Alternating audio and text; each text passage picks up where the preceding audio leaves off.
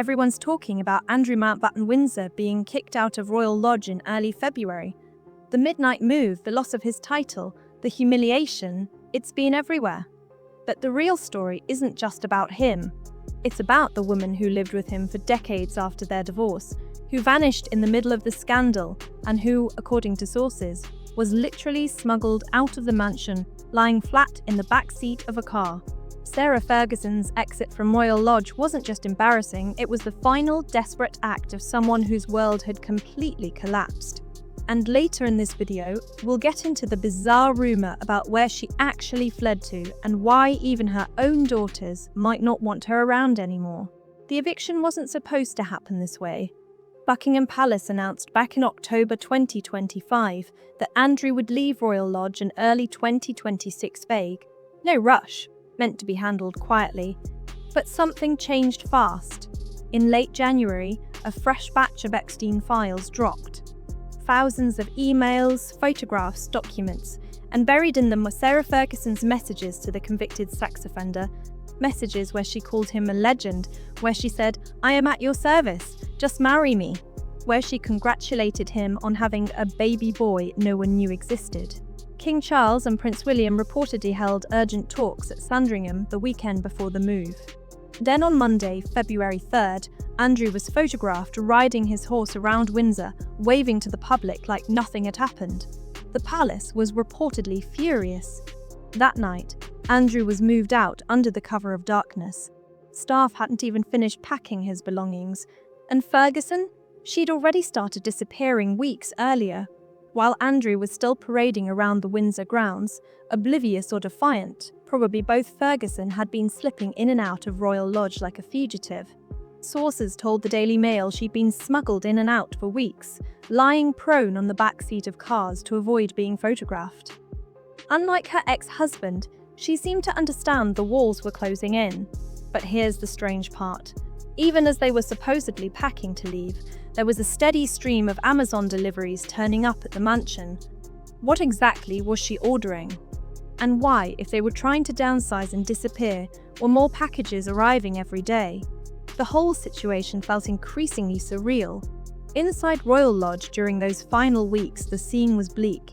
Staff described Andrew padding around and ranting to himself, muttering as he wandered the 30-room estate.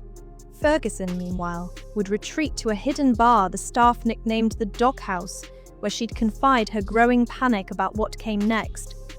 Dust sheets covered the furniture. Packing cases were scattered everywhere. Walls that once displayed stunning pieces from the royal collection now sat bare. And then there was Andrew's teddy bear collection. Yes, an extensive collection of stuffed toys that was one of the first things packed into storage. All except one stuffed monkey, which she kept. Despite technically living together, the two occupied separate wings of the mansion, only coming together for lunch and dinner. It was during these meals, sources say, that they had pretty intense conversations about their futures.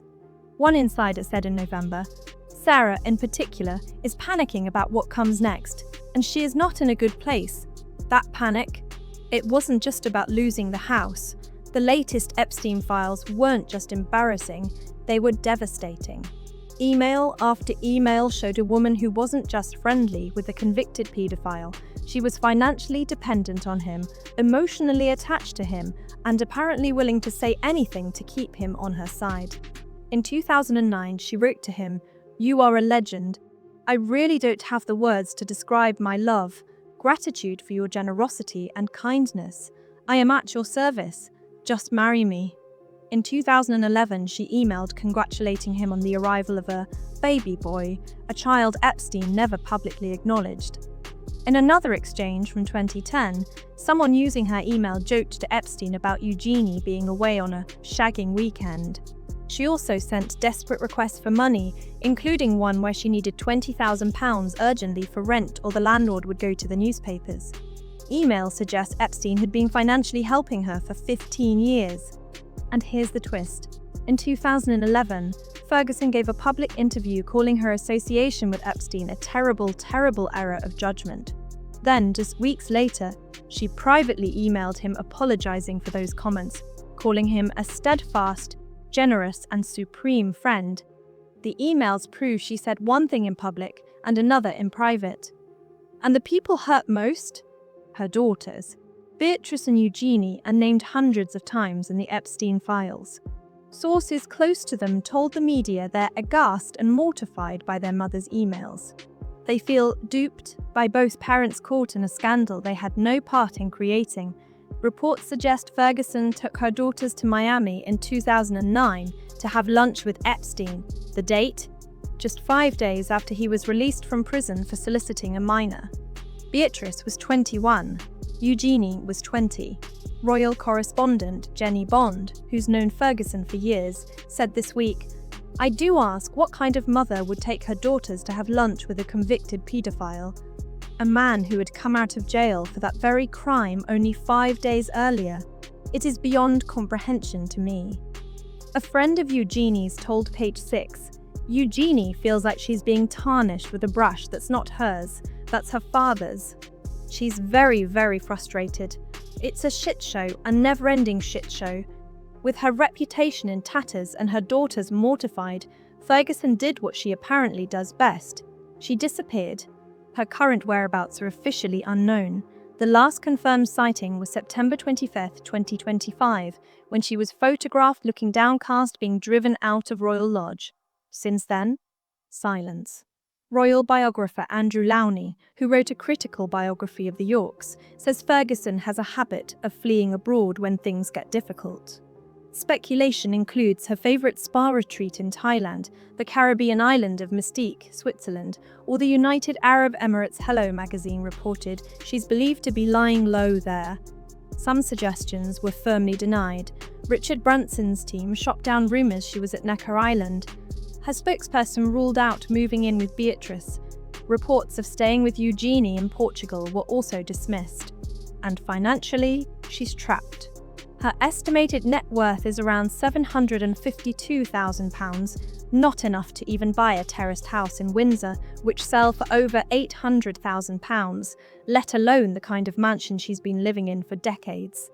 So where does someone like that go when they've burned almost every bridge? You'd think after all this, Ferguson would stay quiet, but according to reports, she remains shamelessly defiant. The Mail says that right when the latest Epstein files were being released, she was in talks with an author about a ghost-written memoir. Biographer Andrew Lownie told the publication, "I think she still believes that without him weighing her down, she can make some kind of comeback. She has no plans to move in with Andrew at his new home on the Sandringham estate. She's been insisting to people that she hardly knew Epstein, even though the emails show a 15-year financial relationship filled with affection, desperation, and loyalty." In February 2026, 6 companies linked to Ferguson shut down after the Epstein revelations went public. Multiple charities have dropped her. And then, just this month, Andrew Lownie made an explosive claim on his podcast. He says Ferguson and Epstein slept together, that she was madly in love with Epstein and apparently spent several nights with him. In July 2025, Ghislaine Maxwell herself said in an interview that Ferguson put the moves on Jeffrey. The deeper you look, the more tangled and disturbing the whole network becomes. What stands out across all of this is the pattern. Different scandals, different years, different headlines, but the same decisions, the same poor judgment, the same public denials followed by private loyalty. This isn't just about one humiliating midnight exit from a mansion. It's about decades of choices that finally caught up with her in the most public, most devastating way possible. Beatrice and Eugenie still have their princess titles. They're the daughters of a son of the sovereign, so that won't change. But can they really disentangle themselves from their parents' mess when their mother joked about their private lives to a convicted sex offender? When she took them to lunch with him days after he left prison? Ferguson hasn't been seen in months. Her whereabouts are unknown. Her reputation is destroyed. Her businesses have collapsed. Charities have cut ties. And yet, according to people close to her, she still thinks a comeback is possible. So here's what I'm curious about. Will she ever actually face what these emails reveal? Or will she keep denying and deflecting forever? Can Beatrice and Eugenie ever truly trust her again? And where exactly is she hiding right now? Because someone, somewhere, knows. If you've got thoughts on what happens next for Ferguson, or if you think she'll ever actually come forward, drop a comment.